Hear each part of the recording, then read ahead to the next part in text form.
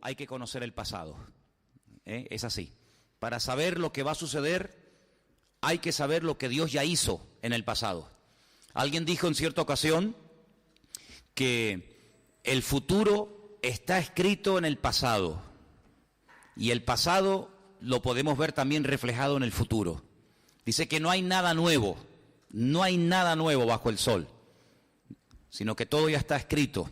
Simplemente hay que saber interpretar y saber conocer y saber, descifrar las palabras y los mensajes que a veces no se leen a simple vista, pero que van implícitos. Hay un tiempo verbal en hebreo que no existe en español. Sí, sabemos que la gramática es muy amplia, hay muchos tiempos verbales, pero hay un tiempo en hebreo que no existe en español y se llama el tiempo constructo. Y significa que hay cosas que están implícitas en el mensaje, pero que no se pueden leer, pero van implícitas en el mensaje. Y hay unas palabritas que cuando te las encuentras por el camino en una frase, sabes que lo que estás leyendo está en un tiempo constructo. Por ejemplo, cuando tú le dices a un hermano o a una persona, Dios te bendiga, hay cosas que van implícitas en ese Dios te bendiga, ¿sí o no? Oye, cuando tú le dices a una persona, Dios te bendiga, pues ¿qué le estás diciendo o qué le estás deseando? Pues que le vaya bien, que el Señor lo prospere, que tenga salud, en fin, que el Señor esté con él, abriéndole camino. ¿Sí o no? Fíjate todo lo que va en eso, Dios te bendiga. O cuando le dices, por ejemplo, a un hijo o a una hija, ¿vas a salir? Sí. Bueno, pórtate bien. Pórtate bien. Lo que vaya adentro, lo que va en ese pórtate bien. A veces sería bueno también recordar lo que significa pórtate bien, porque a veces damos por cierto de que hay captado el mensaje, pero el pórtate bien es no llegues tarde, no seas malcriado, respeta los horarios, no escupas, no robes nada, no le pegues palizas a nadie, etcétera, ¿sí o no? Entonces, en la Biblia a veces hay un mensaje implícito que no se lee a priori, pero que ahí está. Y en el libro del Génesis, sobre todo el primer capítulo, hay muchos mensajes que están implícitos, pero que no se leen a simple vista, ¿no? Y lo interesante es saber que el libro del Génesis, sobre todo el capítulo 1, no es un libro, no es un capítulo, no es una historia que se escribió para crear polémica. No es un capítulo, no es una narración que se escribió para chocar frontalmente contra, por ejemplo, la llamada ciencia. Tampoco pretende el libro del Génesis, el primer capítulo, demostrar la existencia de Dios. La Biblia no pretende en ningún momento convencer a nadie de que Dios existe. En ningún momento ese es el objetivo de la Biblia. La primera palabra de la Biblia, ya la hemos mencionado muchas veces, la palabra Bereshit, y se ha traducido por en el principio. Pero realmente esa palabra no significa en el principio, sino Barishoná significa en el principio, Barishoná. Pero la Biblia no empieza con esa expresión, sino con otra. ¿Por qué? Porque lo que la Biblia quiere dar a entender que lo importante no es en sí el orden cronológico en el que fueron ocurriendo las cosas, sino el propósito por el cual ocurrieron de esa forma las cosas. ¿Me explico? A veces queremos, de hecho, le damos un énfasis a lo que la Biblia realmente no quiere que te robe tanto tiempo. Y el día duró 24 horas, o fueron días de 1000 años, o cómo había luz y no había sol, y comenzamos a divagar en cosas que realmente no es lo que el texto intenta enfatizar, y lo importante lo olvidamos y lo aparcamos. Desde la primera palabra de la Biblia, la forma como está escrita, da a entender que lo que el Señor pretende es que el hombre capte el mensaje oculto de el propósito por el cual Dios creó lo que creó y por qué lo creó. ¿Me explico? Si Dios no hace las cosas porque está aburrido, Dios no hace nada para entretenerse, Dios no hace nada y después dice, no sé para qué hice esto. ¿Cuántas veces ha ocurrido que tú has comprado algo o has ido a algún lugar o te has metido en alguna actividad y después resulta que, ¿verdad? Como que te aburres. Me acuerdo hace muchos años fuimos una vez a una casa a recoger una serie de cosas que una familia nos daba para el rastro y trajimos un montón de juguetes nuevos, pero nuevecitos, prácticamente de paquete. Me acuerdo que habíamos traído un coche de estos de carrera, teledirigido, y bueno, estaba todo flamante. Y la señora, la abuela, nos decía que bueno, que el niño ya estaba aburrido, que los juguetes se lo habían comprado hace un par de meses, pero que ya el niño ya no le daba ninguna importancia y ahora había que tirar todo eso o regalarlo y volver a comprar otras cosas. ¿Cuántas veces hay gente en la vida que se mete en un deporte, se compran todo, la bicicleta, el pantalón de ciclista, no sé qué, y tú lo miras y dices, este se cree que va a correr en el Tour de Francia. Y tú para adentro dices, este a la semana no sabe ni dónde dejó la bicicleta. ¿Te ha pasado alguna vez, hermano? No levanten la mano porque no estoy hablando con nadie. Ahora le da por el fútbol y compra pelota, no sé qué, no sé cuánto, o por el alpinismo, por el submarinismo, y compra las gafas y las aletas, y a los 3 días le dice, ¿y qué pasó? Dice, ya no quiero, y ahí está todo tirado. Dios no es así. Dios nunca empieza una cosa y la deja a medias. Es más, cuando empieza es porque en su mente ya está terminada. Cuando el Señor da su vida por su pueblo, es porque Él a su pueblo ya lo vio terminado. Si Él no ve algo completo y terminado, no lo empieza. El ser humano es al revés. Nosotros empezamos algo para ver si lo terminamos. Dios es al revés. Dios lo empieza porque ya lo ve terminado. ¿Cuántos dicen amén? ¿Ok? Entonces, en el libro del Génesis hay cosas muy interesantes. Yo hice una pequeña listita de algunas cosas que estoy descubriendo en este estudio. Y lo primero es cómo empieza el libro. En el principio creó Dios los cielos y la tierra. Ya el nombre de Dios está desde el primer versículo de la Biblia, desde el primer momento. Ahora, la gente se ha preguntado a lo largo de la historia por qué la Biblia comienza de esta manera y no comienza, por ejemplo, con los 10 mandamientos. O no comienza, por ejemplo, pidiéndonos Dios una serie de cosas y al final llevarnos a otro pasaje o capítulo o libro donde nos hable de la creación. ¿Por qué comienza la Biblia hablándonos de la creación del universo, del cielo, de la tierra, de los animales, de los pájaros, del hombre? Por una sencilla razón. Porque tenemos que partir de la base. Esta es una gran equivocación que cometieron los griegos, sobre todo el famoso Aristóteles. Él decía que el universo es eterno, que siempre ha existido.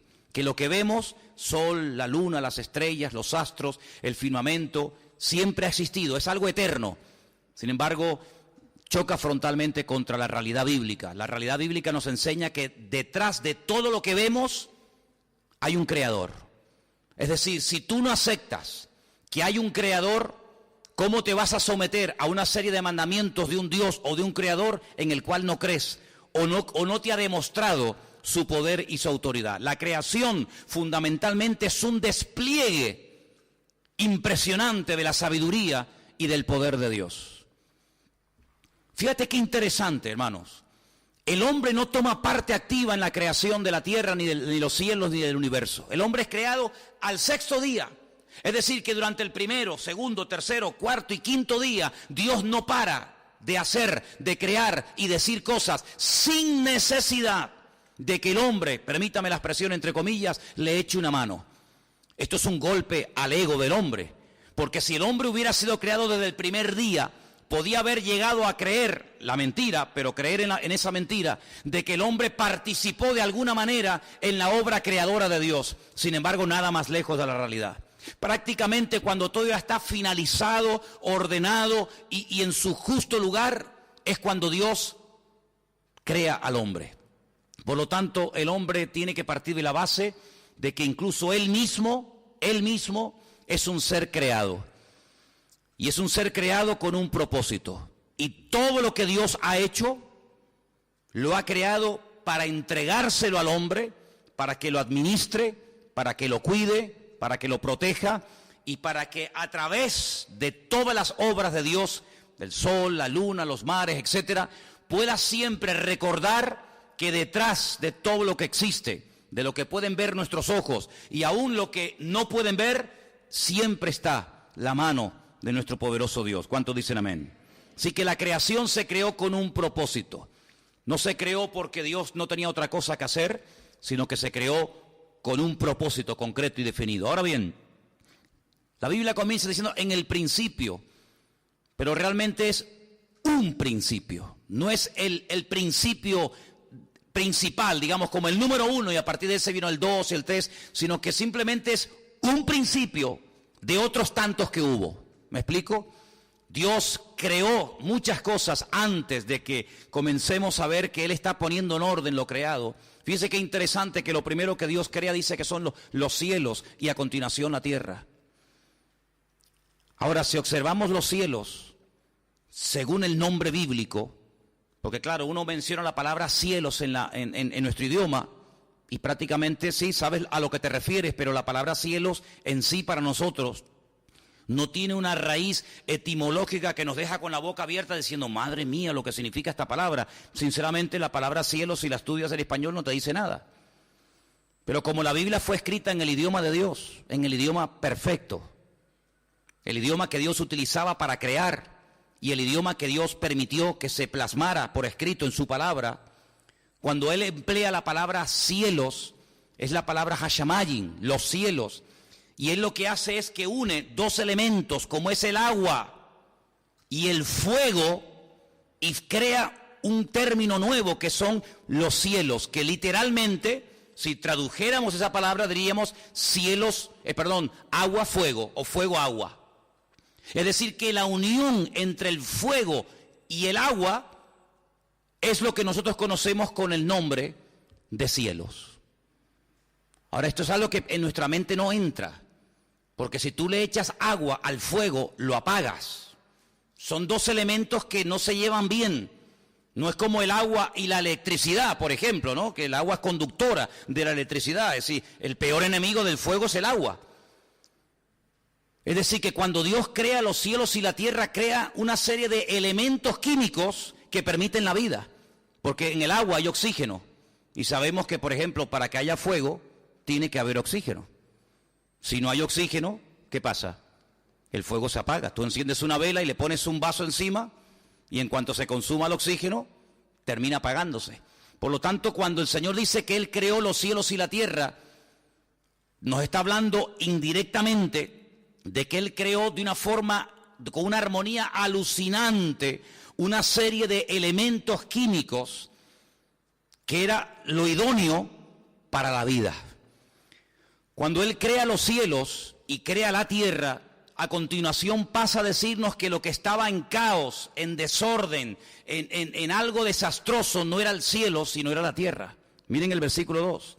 Y la tierra estaba, la versión Reina Valera dice, desordenada. También dice vacía. Era un caos, era un páramo, era un desierto, era un yermo total y absoluto, ¿verdad? Las palabras que aparecen ahí, tohu, babohu, son palabras que aparecen en otros versículos de la Biblia. Son palabras que cuando van juntas, porque a veces hay versículos que usa una u usa otra, pero cuando van juntas son sinónimas. La sensación, no hay una palabra exacta para traducir estos términos al español. Son palabras que, como que cuando tú ves algo que te produce asombro, te deja con la boca abierta, te deja sorprendido, te deja como diciendo, madre mía, esto es un desastre, esto no, ¿qué pasó aquí? Esa es la sensación que experimentaba el hombre en el caso de que hubiera visto en aquel momento lo que allí estaba pasando, ¿no? Ahora la pregunta es, ¿cómo un Dios perfecto que crea los cielos y la tierra, a continuación vemos que la tierra que Él ha creado está patas arriba, está destruida, está realmente, pues, en una situación de asombro, incluso hasta de tinieblas? Bueno, entre el versículo 1 y el versículo 2 se ha dicho muchas veces que ahí algo tuvo que ocurrir para que ese cielo y esa tierra perfecta que Dios había creado quedara en el versículo 2 de una forma totalmente desastrosa, arruinada y caótica, ¿no? En ningún momento del capítulo 1 de Génesis encontramos cuando Dios creó el agua, pero sin embargo el agua ya existía.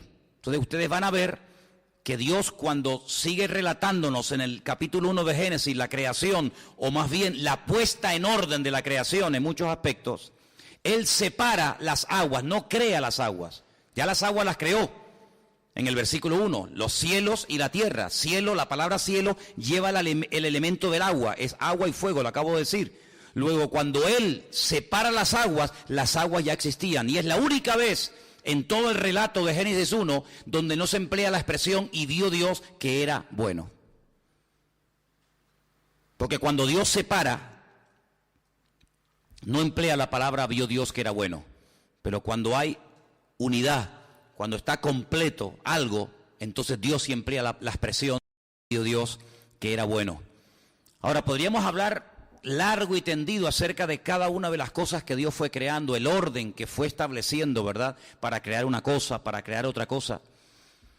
En nuestra mente no cabe que las tinieblas puedan convivir al mismo tiempo con la luz, porque en nuestra mente o hay luz o hay tinieblas, pero sin embargo hasta el cuarto día la forma de medir el tiempo, incluso el concepto luz, era completamente diferente a lo que nosotros entendemos hoy en día. Repito, porque para nosotros la luz no puede cohabitar, no puede existir con las tinieblas. Sin embargo, durante 4 días, pues, o durante algunos días, la luz y las tinieblas parece como que estaban juntas hasta que Dios las separa. Ahora, cuando Él crea la separación, cuando Él hace la separación entre el sol y el día y la noche, versículo 14, hay algo que Dios dice que es tremendamente llamativo y lo quiero leer. Dice, haya lumbreras en la expansión de los cielos. Y ahora dice 3 cosas muy interesantes que van a cumplir esas lumbreras. Dice, haya lumbreras en la expansión de los cielos, primero, para separar el día de la noche. ¿Sí? A partir de ahora, el día va a ser una cosa y la noche va a ser otra. Segundo, para que sirvan de señales para las estaciones. La palabra señales es una palabra muy interesante. Y después más adelante dice, y sean por lumbreras en la expansión de los cielos para alumbrar sobre la tierra. Es decir, lo que hace cuando crea el sol y cuando crea a la luna, le da 3 funciones. Repito, separar el día de la noche, servir como señales para los tiempos, días y años, y también para alumbrar a los hombres. Ahora, es interesante notar que una de las palabras que aparece ahí por primera vez en el relato de la Biblia es una palabra que se emplea, que es la palabra modín, y es la palabra que se emplea para las fiestas. Los judíos desarrollaron un sistema de calendario completamente diferente a todos los calendarios que en aquel tiempo regían el mundo, incluso en la actualidad. Nosotros tenemos un calendario, como ya hemos dicho en otras ocasiones, que está basado en el sol, que tiene más días, es más largo que el calendario lunar en el cual está basado la Biblia y las profecías de la Biblia. Cuando el Señor habla a los profetas a través de tiempos, a través de fechas, a través de fiestas o de acontecimientos, no utiliza el calendario solar. No existía el calendario solar, sino el único calendario que existía era el calendario lunar, ¿verdad? Que tiene 354 días. Es el ciclo de la luna, ¿verdad? Sin embargo, el ciclo del sol son 365 días. ¿Sí? El período de la luna está incorporado dentro del sol. ¿Y qué es lo que hacen? Para compensar la diferencia, cada cierto tiempo, ¿verdad? Se van cada vez abriendo una brecha entre uno y otro calendario, y lo que hacen es que tienen a veces, no siempre, pero a veces tienen un calendario de 13, no de 12, de 13 meses para compensar la diferencia. Ahora, fíjate la cantidad de fiestas y la cantidad de acontecimientos que están basados, temas proféticos que están basados en la Biblia en base al tema de la luna. Incluso en el libro del Apocalipsis dice la Biblia que hay una mujer que se pone encima de la luna. Y dice que fue una gran señal que vio Juan cuando estaba en el libro del Apocalipsis, ¿no? Así que la Biblia nos enseña que Dios puso a lo largo del universo una serie de señales, de puntos de referencia, para que el hombre supiera en todo momento, según el tiempo, lo que iba a acontecer. Me explico. Según el tiempo en el que uno se encuentre, acontecen una serie de cosas u otras. Por ejemplo, en el tiempo de Noé no se podía construir el primer templo de Jerusalén, porque el tiempo en el que vivió Noé no era el tiempo en el que el acontecimiento tremendo de la construcción del primer templo se llevara a cabo. Por lo tanto, hubiera sido una pérdida de tiempo, de energía, de recursos económicos, hubiera sido quemar a la gente, involucrarlas en un proyecto que no era el tiempo para llevarlo a cabo. ¿Es que acaso Dios no quería que se construyera un templo? Sí, pero no en ese momento. Por eso la Torre de Babel empezó mal y terminó peor. Porque no era el momento, no era el tiempo para que ese acontecimiento se llevara a cabo. Y por eso Dios lo tuvo que detener. Y se produjo una división y la gente fue esparcida por todas partes de la tierra.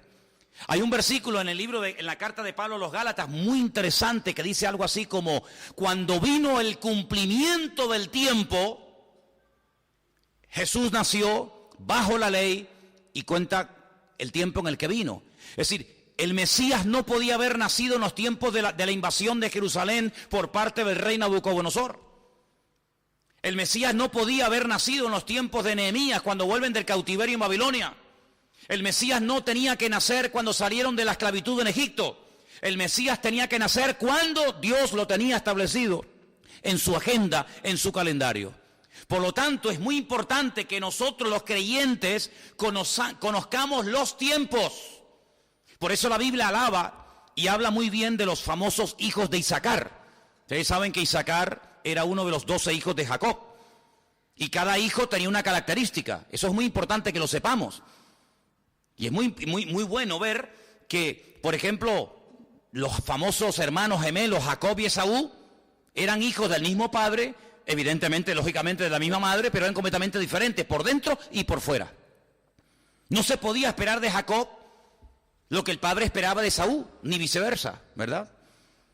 Ustedes van a ver que Jacob, cuando habla con sus hijos y le establece los tiempos para el futuro, hay 4 de ellos que los compara con animales. Y tú tienes que ver las características de ese animal y por qué el padre llamó a uno y le dijo que sería como un asno montés, y a otro le dijo que sería como una serpiente en el camino. ¿Te das cuenta? Entonces, uno de los hijos de Jacob, con el paso del tiempo, desarrolló una facultad espiritual que todo el mundo aceptaba y a todo el mundo le llamaba la atención, y era que eran entendidos en los tiempos. Amén. Cuando David suba al trono, él tiene que tener soldados. Y las tribus comienzan a aportar soldados, armamento, comida, animales, etc.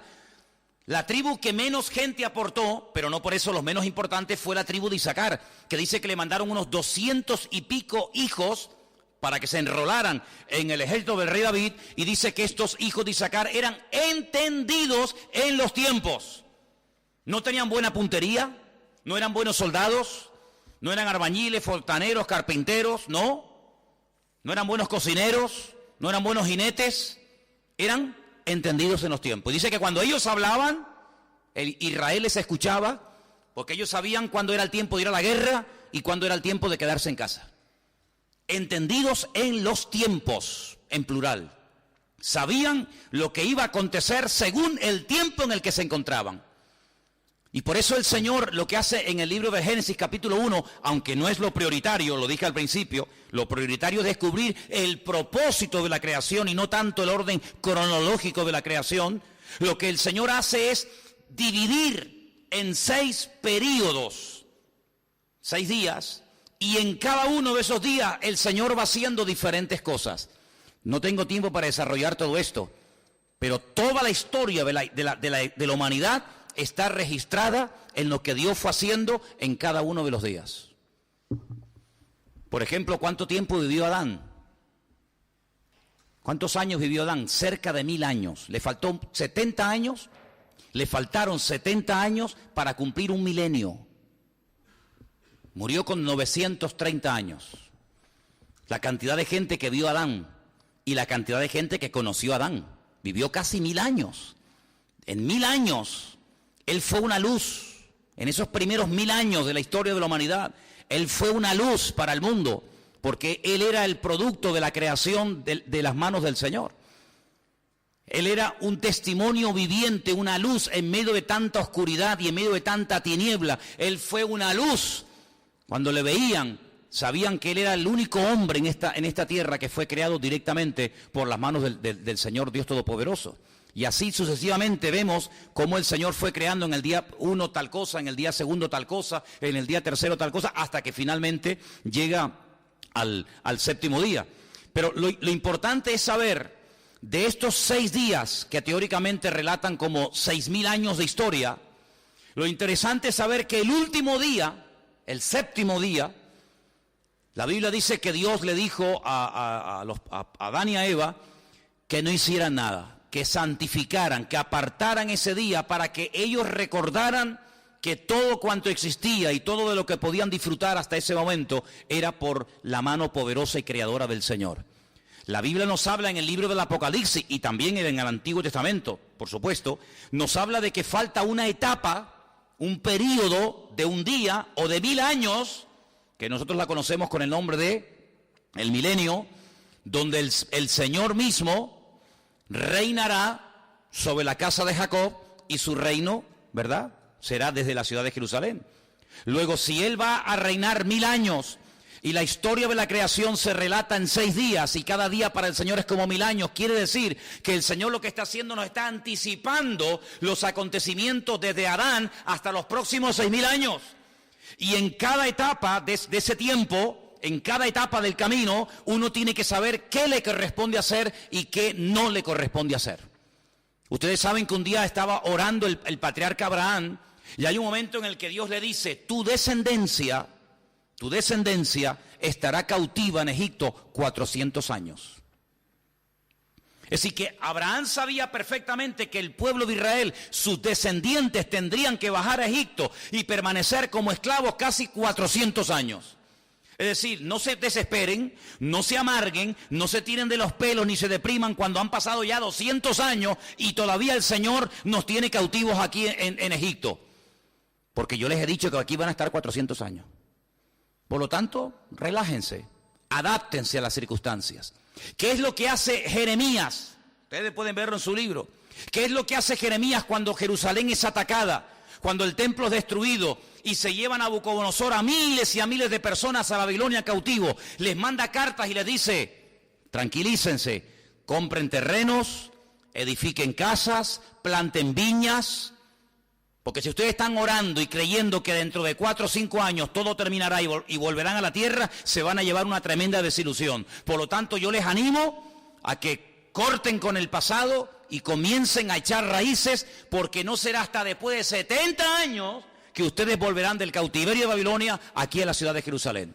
Por lo tanto, Jeremías sabía perfectamente, por revelación del Señor evidentemente, cuánto tiempo iban a tener que estar esperando en el destierro antes de que les permitieran volver para construir Jerusalén. Por eso ustedes pueden ver en el famoso libro de Daniel, cuando el profeta Daniel en el capítulo 9 está orando, él dice que ha llegado a la conclusión de que están a punto, algunos dicen que estaba por el 68, 69, ya picando el año 70 de cautiverio. Por eso Daniel ora y ora y ora al Señor, dice, porque estaba yo leyendo los libros del profeta Jeremías que nos hablaba de 70 años de cautiverio. Es decir, hermanos, durante 70 años no estemos agobiados. Nos ha tocado vivir esta etapa de la vida. Claro, ya sé que hay gente que fue llevada al cautiverio y nunca volvió. Bueno, también sabemos que hay gente que nació como cautivos y murieron como cautivos. Pero también sabemos que hay gente que nació allí que volverían a Israel aunque no lo conocieran. Por lo tanto, lo que el Señor nos está diciendo en su palabra es, según el tiempo en el que usted viva, ciertas y determinadas cosas ocurrirán. Ahora bien, trasladando a esto a nuestro tiempo presente, la pregunta es, ¿en qué tiempo estamos? ¿En qué tiempo de la historia estamos? ¿En qué parte del reloj estamos? Bueno, amados hermanos, la Biblia nos habla acerca de una etapa que la llama los últimos tiempos. Los últimos tiempos. Una vez, como le decía Pepita el otro día, fui a una sinagoga, creo que fue allí en Jerusalén, y vi en la pared una fotografía, un póster de un reloj que marcaba las 12 menos 5. Y pregunté, porque no era un reloj, sino era como una fotografía, un dibujo. Digo, ¿por qué pone las 12 menos 5? Dice, porque nosotros creemos que el Mesías está próximo a venir. Es como decir, metafóricamente, ¿no? Faltan 5 minutos para que el Señor venga. Fíjate tú en la mentalidad de ellos, cómo saben, porque ellos llevan el calendario bíblico. Aparte de también ellos llevan el calendario bíblico. Y saben que ya hemos salido del año 6000.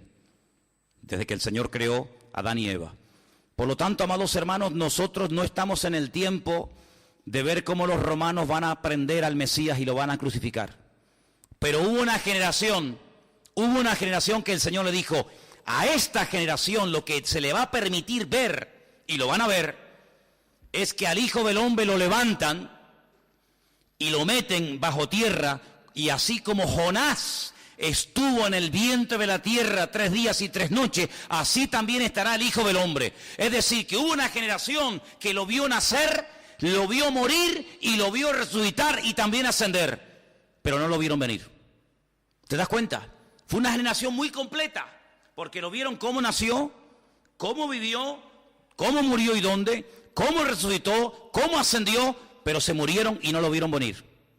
Luego queda una generación en el tiempo de Dios que tendrá que ver ese último detalle tan interesante, que es verlo venir en las nubes. Y dice la Biblia que cuando Él venga, en esta ocasión no será como en la primera venida, que unos poquitos se enteraron, sino que en esta ocasión dice que todo ojo le verá y toda rodilla se doblará y confesará que Cristo es el Señor, para gloria de Dios Padre. Ahora, la última generación, que somos nosotros, será la generación que más señales proféticas vea que se cumplan. Así de claro. Por ejemplo, si nosotros hubiéramos vivido en el tiempo que estaba, vamos a poner, faltan 15 días para que María dé a luz en Belén de Judea. Y tú eres, por ejemplo, no sé, un ganadero, un agricultor, un vendedor de joyas o de animales o de telas, me da igual. Si tú hubieras vivido en aquellos días previos, esas semanas o meses previos al nacimiento del Mesías, no había nada espectacular que tenía que acontecer para decir, ya nació, ya nació. Los únicos que vieron algo espectacular, y curiosamente no en Jerusalén, no en Israel, sino a centenares de kilómetros, fueron aquellos hombres que estaban todavía con el antiguo sistema astrológico, mirando a las estrellas, a las lumbreras, porque no tenían Biblia. Y la Biblia nos enseña que Dios habla a la gente según el nivel en el que se encuentre. Si tú tienes Biblia, a ti Dios no te va a hablar por las estrellas. Pero aquellos que no tenían Biblia, pero conocían las estrellas y el nombre de las estrellas que Dios le puso en el principio, llegaron a una conclusión de que su estrella, la alineación de aquellos planetas se había producido, por lo tanto el Mesías ya había nacido en Belén de Judea. Y ellos son guiados milagrosamente desde aquellas zonas remotas de la tierra, y ellos son llevados directamente a aquel pequeño pueblecito de Belén de Judea. Y cuando llegan le dicen al rey Herodes, le podrían haber preguntado a cualquiera, pero preguntarle a un rey, ¿dónde está el rey?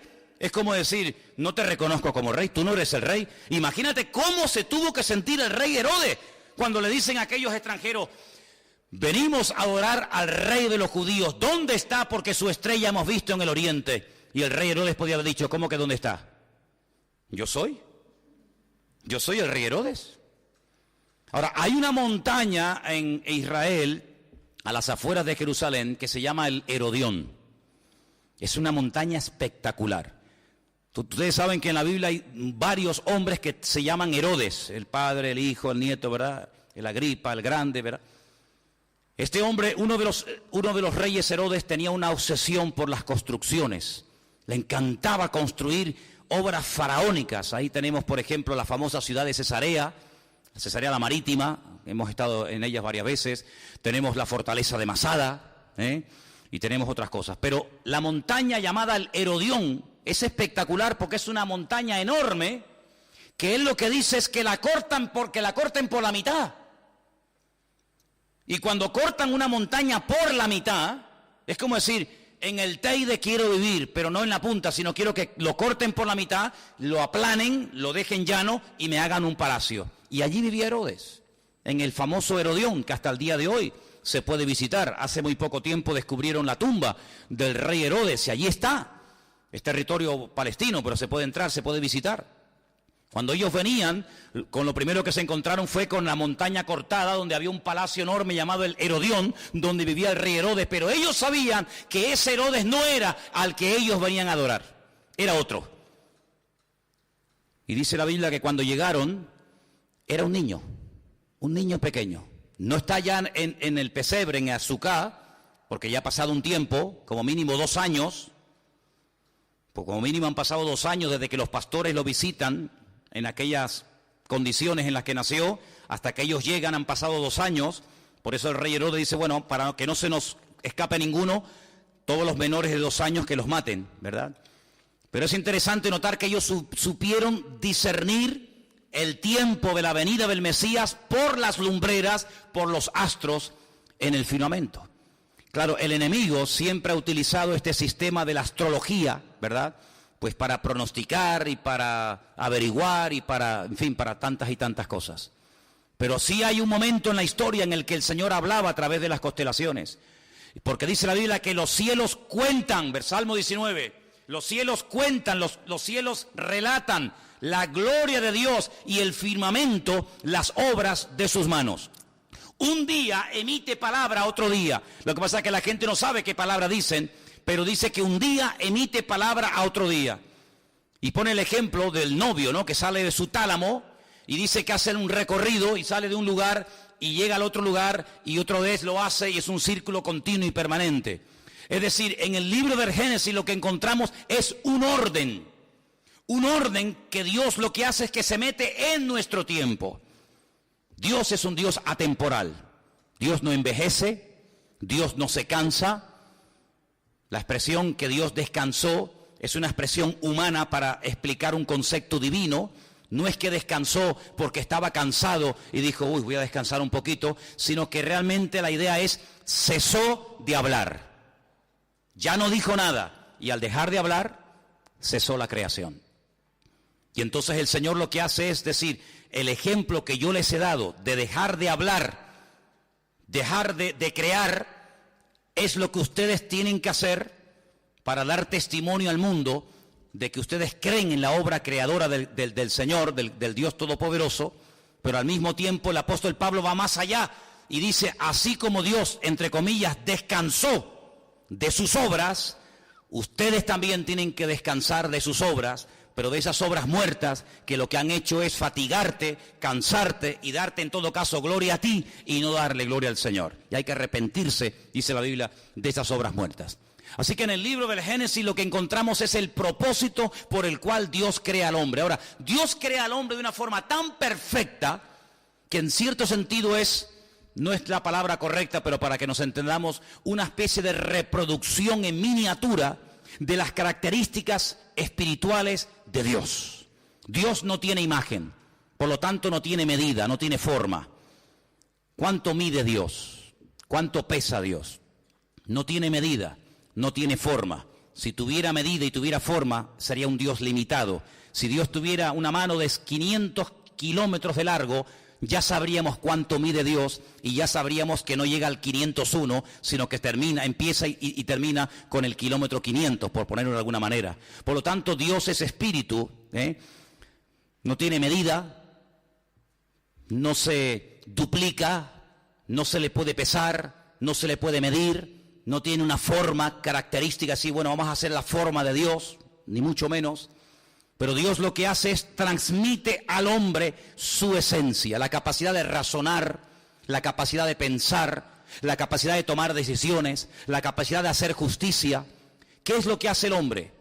El hombre no solamente tiene estos atributos que su Dios, su Creador, le ha dado, sino que además goza de perfección. Goza de perfección y la perfección significa que es un ser completo. En esa perfección que el hombre tenía, decide utilizar su libre albedrío para rebelarse en contra de su Creador. Peca contra Dios, se rebela contra el Señor Dios Todopoderoso y automáticamente las consecuencias comienza a experimentarlas. Lo interesante es notar que el hombre cayó después que su esposa. Dice la Biblia que Eva, su esposa, Java, el nombre original de Eva no es Eva, es Java, que significa vida. Pecó primero y luego ella lleva a su marido, lleva al hombre a desobedecer a Dios, a rebelarse contra Dios. Yo quisiera que ustedes en casa detenidamente lean en estos días el capítulo 3 del libro del Génesis y os vais a dar cuenta qué conversación tan interesante, pero qué peligrosa mantiene esta mujer con este personaje llamado Satanás, donde ella dice cosas que Dios nunca había dicho. Donde ella añade y le dice al diablo cosas que Dios jamás le había dicho a ella. Pero ella añade cosas y le da como ideas al diablo y el diablo la tienta y ella ve que lo que ella ha dicho no se cumple y automáticamente pues peca y desobedece y todos conocemos el resto de la historia. A partir de ese momento la relación del hombre con Dios se deteriora. A partir de ese momento Dios no puede mantener al hombre en ese lugar perfecto y maravilloso en el cual había crecido y había estado durante un cierto periodo de tiempo, sino que lo expulsa, pero lo busca. Y esto es algo tremendo, hermanos. Ver cómo el Creador sabe que el hombre ha pecado, sabe que el hombre ha desobedecido, pero no se lava las manos y le dice ahí te quedas, sino que lo busca. Lo llama por el nombre que Él le dio y confronta al hombre con su cruda realidad, porque sin confrontación no hay cambio. Hay gente que dice, no, ese tema no lo toques. No, no hables de eso porque se va a armar el follón. Dios hace todo lo contrario y dice, no, vamos a tocar ese tema para que se monte el follón. No escondamos la cabeza bajo tierra.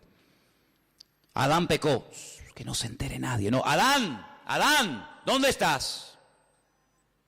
Dios sabe dónde está. ¿Cómo no lo va a saber? Si sus ojos recorren toda la tierra, ¿por qué lo llama y por qué le dice dónde estás? Si Él sabe dónde estás, para que el hombre diga lo que dijo cuando fue la respuesta de Adán, ¿cuál fue? Es que oí tu voz y tuve miedo y me escondí. Y tuviste miedo porque, y ahí empieza el Señor un proceso de restauración de este hombre, pero en la restauración conlleva que ya no puede mantener el nivel que tuvo en un principio, sino que lo expulsa, lo arroja de ese lugar. Y ahí comienza toda la historia del hombre que todos conocemos perfectamente. Ahora, lo interesante, quisiera leer unos versículos. En Isaías 41, Isaías capítulo 41, por favor, versículos 22 y 23, leemos algo muy interesante referente a lo que estamos hablando en esta noche. Isaías capítulo 41, versículos 22 y 23. Y dice así la palabra del Señor.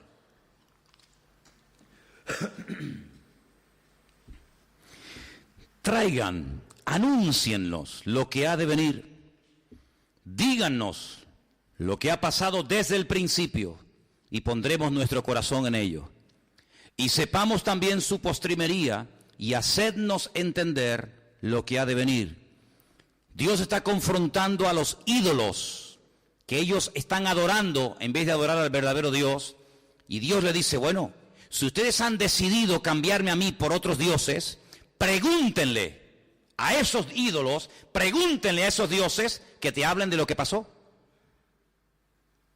Pregúntenle, pinchen a esos dioses y díganle, cuéntame lo que va a pasar en el futuro. Y dice el versículo 23, dadnos nuevas y dadnos noticias de lo que ha de ser después, para que sepamos que vosotros sois dioses, o a lo menos haced bien o mal, para que tengamos que contar y juntamente nos maravillemos. En otras palabras, Dios emplea como argumento de su poder y de su autoridad que conoce lo que pasó, lo que está pasando y lo que pasará en el futuro, y lo cuenta de antemano para que cuando ocurran la gente tenga conciencia de que Dios ya te lo había dicho de antemano. Cristo utilizó durante su ministerio en varias ocasiones este sistema. Él dijo en varias ocasiones a sus discípulos, seguro que lo vas a recordar, esto que yo os estoy diciendo ahora, ustedes no lo entienden, pero yo te lo estoy diciendo ahora para que cuando acontezca se acuerden de que yo ya te lo había dicho. Y efectivamente dice la Biblia que cuando el Señor resucitó al tercer día, entendieron aquella frase que les dijo, destruid este templo y en 3 días lo volveré a reconstruir. Dice, ahora entendemos que no se refería al templo de Jerusalén, sino al templo de su cuerpo. ¿Cuántos dicen amén? Si seguimos en Isaías, vamos al capítulo 46, versículos 9 y 10, dice, acordaos de las cosas pasadas desde los tiempos antiguos, acordaos, porque yo soy Dios y no hay otro Dios. Y nada hay semejante a mí. Ahora viene lo interesante, dice, que anuncio lo por venir, ¿desde dónde? Desde el principio. La palabra principio en la Biblia es Bereshit. ¿Cuál es la primera palabra de la Biblia? Bereshit bara Elohim el hashamayim bet haaretz. Bereshit es la primera palabra que aparece en la Biblia. ¿Qué te está diciendo? Yo anuncio lo por venir desde el Bereshit. ¿Lo pillas o no? Desde la primera palabra de la Biblia te estoy contando lo que va a pasar al final. Y desde la antigüedad lo que aún no he hecho. Ahora, este versículo, que yo lo tengo aquí subrayado en amarillo, este versículo que dice, y lo vuelvo a repetir, yo anuncio lo por venir desde Bereshit, desde el principio, y desde la antigüedad lo que aún no ha hecho, se puede leer, léelo al revés. No lo digo a ustedes, porque si lo leen al revés no dice nada. Pero en el hebreo, este versículo, si tú lo lees, en hebreo se lee de derecha a izquierda. Nosotros leemos de izquierda a derecha, ¿sí o no? En hebreo este versículo, si tú lo lees de derecha a izquierda, dice lo que te acabo de leer. Pero si tú lo lees de izquierda a derecha, dice, te cuento el principio al revés desde el principio. Te cuento el final desde el principio leyéndolo al revés.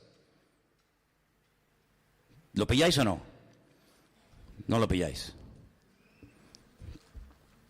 Si leemos el texto en hebreo y lo traducimos, dice, anuncio lo por venir desde el principio. Principio es la palabra Bereshit. El libro del Génesis en la Biblia se llama Bereshit, no se llama Génesis, se llama Bereshit. ¿Por qué? Porque la primera palabra del libro del Génesis es la palabra Bereshit. Entonces, en vez de poner la palabra principio, pon la palabra Bereshit. Yo anuncio lo por venir desde el Bereshit, desde el Génesis. ¿Lo pilláis ahora? Y desde la antigüedad lo que aún no era hecho. Si tú este versículo en hebreo, en español no sale. Si tú este versículo en hebreo, en vez de leerlo de derecha a izquierda, como se lee en hebreo, lo lees de izquierda a derecha, te dice textualmente, yo anuncio lo que ha de acontecer leyendo al revés desde el principio. Es decir, Dios como que codifica el futuro y en las páginas de la historia, según lo que va aconteciendo, te va relatando lo que va a ocurrir en cada momento de la historia de la humanidad. Cuando una mujer está embarazada y sabe que le quedan, en teoría, 9 meses, ¿sí o no? 9 meses, si tú coges un libro de medicina, y muchas mujeres lo hacen cuando están embarazadas, ya después no lo hacen más, pero hay muchas mujeres que cuando están embarazadas se compran un libro donde a veces se ve hasta una fotografía o un dibujo del proceso de crecimiento y desarrollo del niño durante los 9 meses. Y puedes ver que al mes se está formando, yo qué sé. Bueno, aquí hay una doctora que puede hablar mejor que yo de esto, ¿no?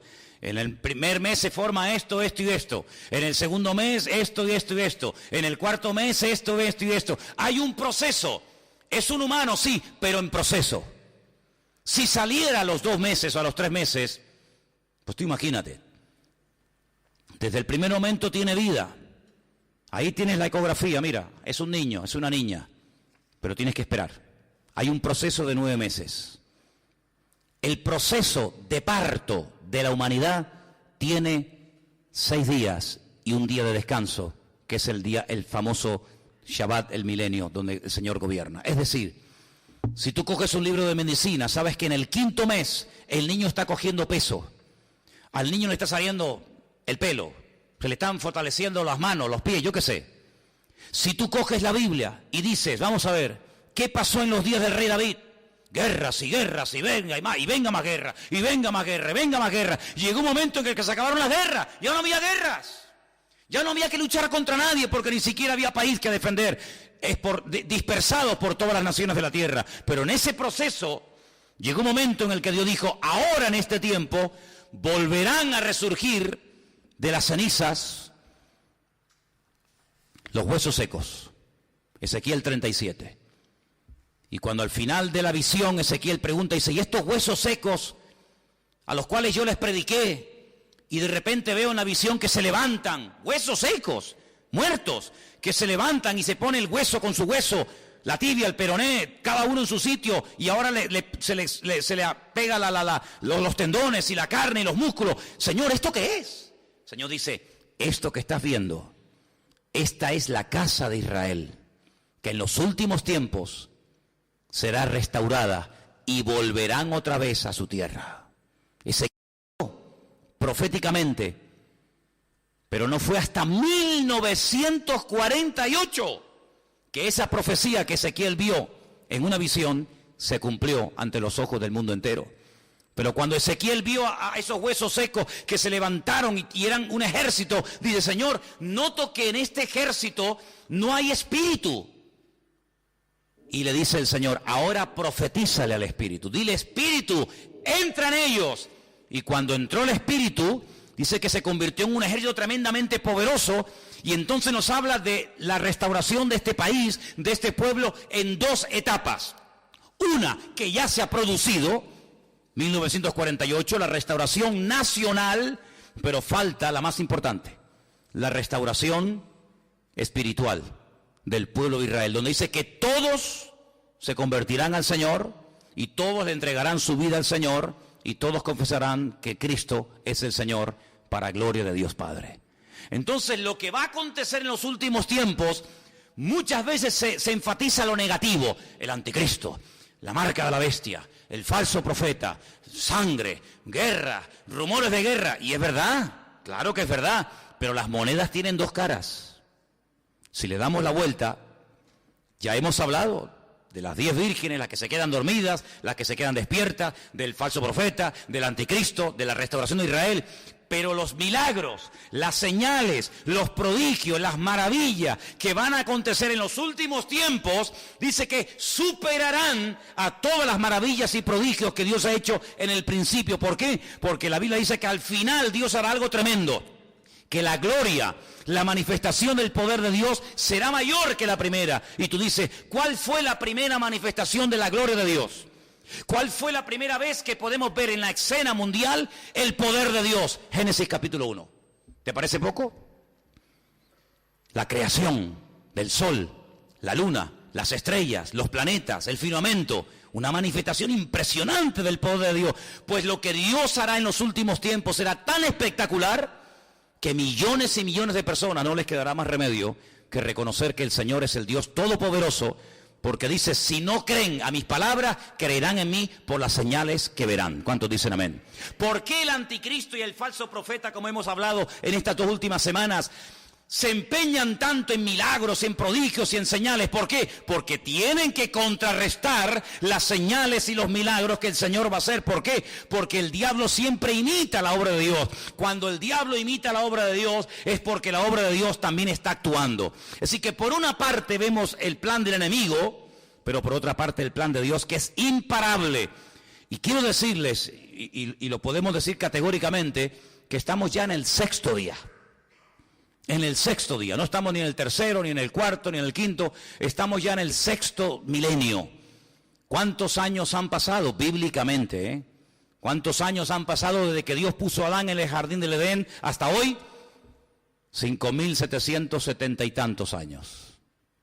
Y ustedes dicen: sí, pero es que se ha descubierto que una montaña, para poder formarse, necesita 3 millones de años.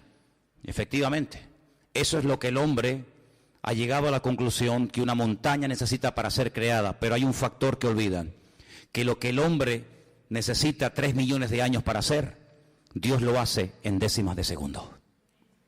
Es que este fósil, es imposible que este animal se haya formado a menos que hayan pasado 500 millones de años. Efectivamente.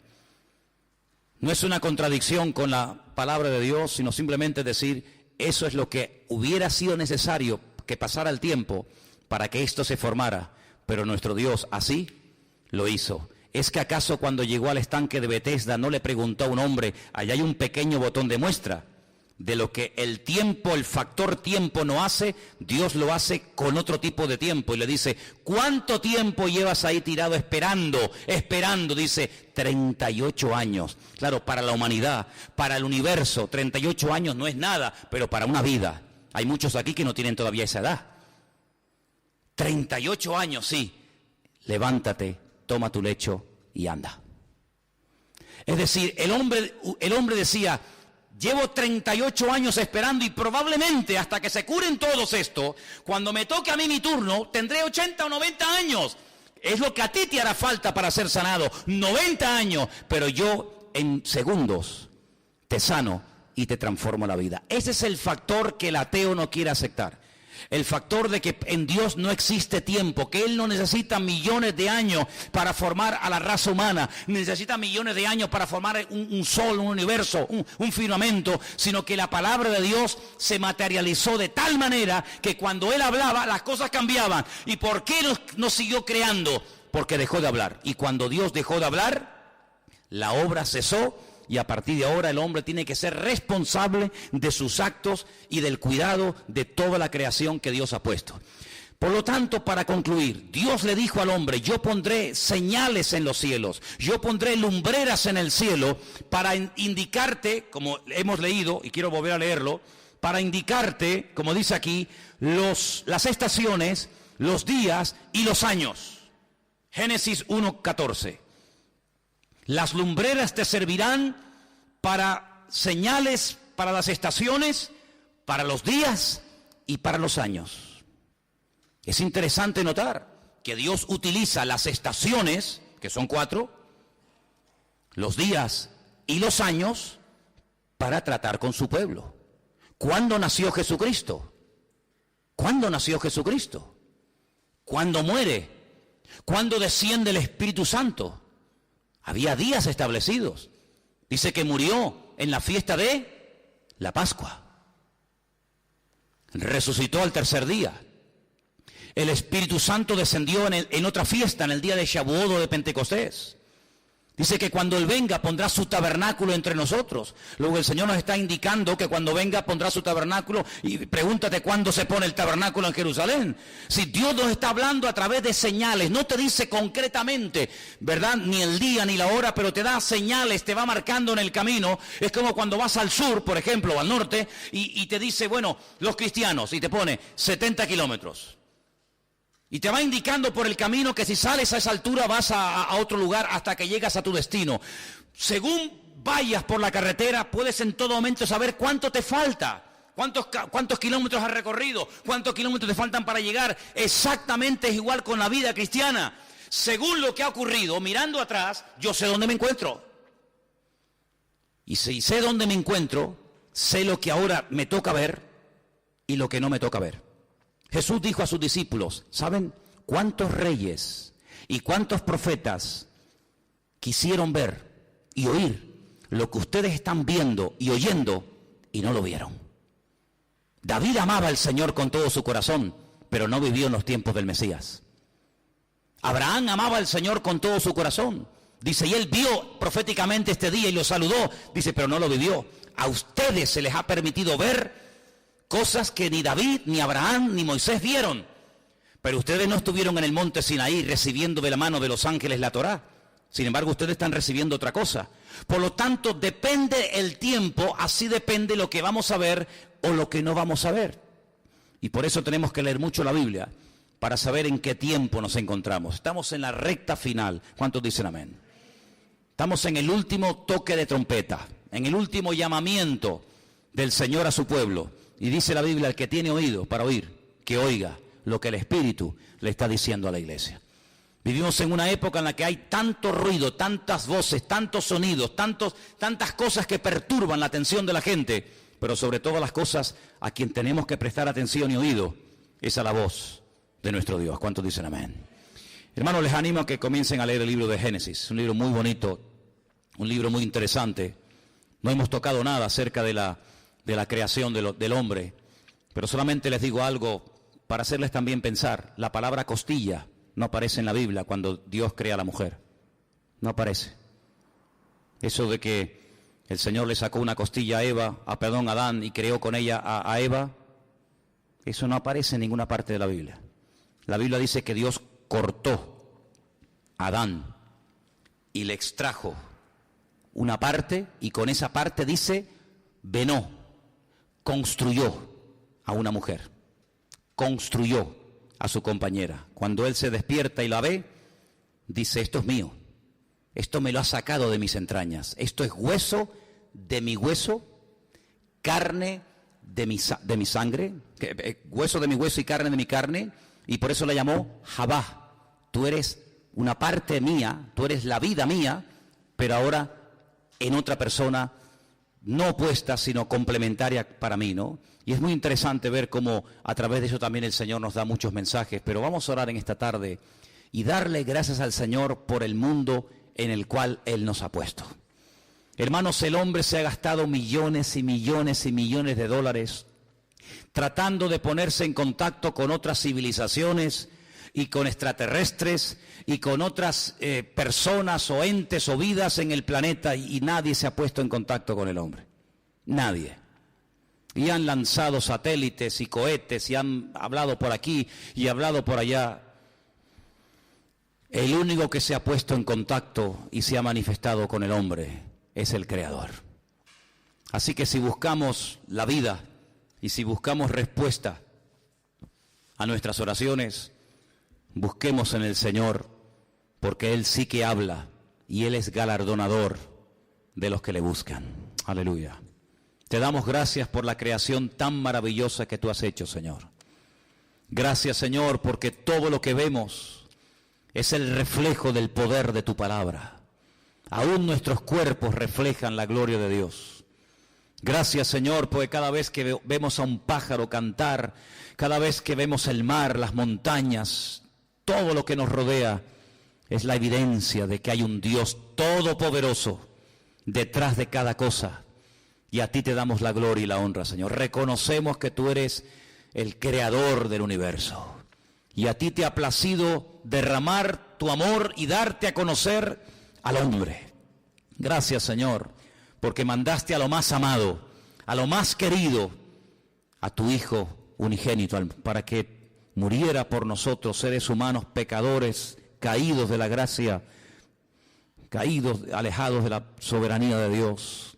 Pero ahora a través de Cristo podemos reconciliarnos otra vez con Dios. Señor, gracias por tu amor, gracias por tu palabra que nos habla de un Dios grande y maravilloso, que no necesitó de nada ni de nadie para crear, pero Señor, que busca al hombre porque lo ama y lo quiere bendecir y lo quiere restaurar. Señor, aquí estamos delante de tu presencia, dándote las gracias porque tú eres un Dios tan bueno que nos has permitido hasta el día de hoy vivir y disfrutar de este mundo. Y te pedimos por todos nuestros hermanos, Señor, que tú los bendigas y que nunca olvidemos que tú eres nuestro Creador y que no nos hemos hecho a nosotros mismos, sino que somos ovejas de tu prado. Bendito sea tu nombre, Señor. Recibe la gloria y la honra en esta noche, en el bendito nombre de Jesús. Amén.